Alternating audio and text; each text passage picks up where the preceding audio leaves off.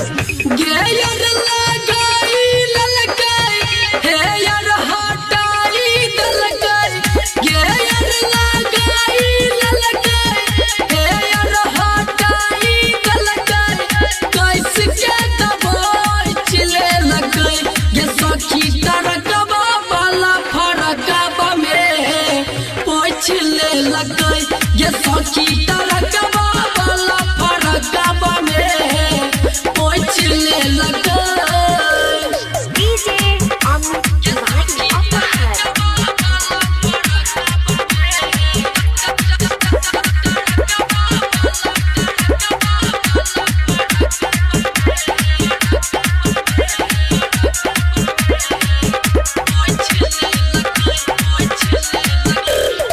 बैठल रहिए स्टेरिंग बीर साइड के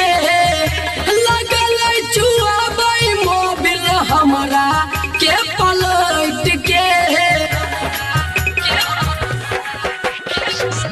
बैठल रहिए स्टेरिंग बीर साइड के लगल चुआबै मोबिल हमरा के पलट के इंजन करवाई दलकाई पोटे सुताई दलकाई इंजन करवाई दलकाई पोटे सुताई दलकाई सगर खरोच दलकाई ये सखी तरकबा वाला फरकबा में पोछ ले लगाई ये सखी तरकबा वाला फरकबा में पोछ ले लगाई DJ Amit Tiwari Apahar.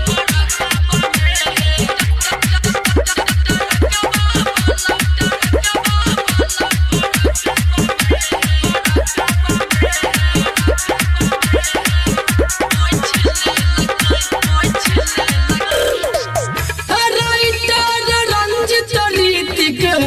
रहै खलासी कोमल शरीर हमर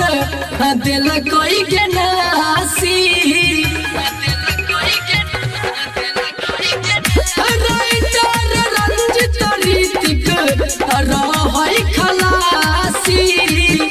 कोमल शरीर हमर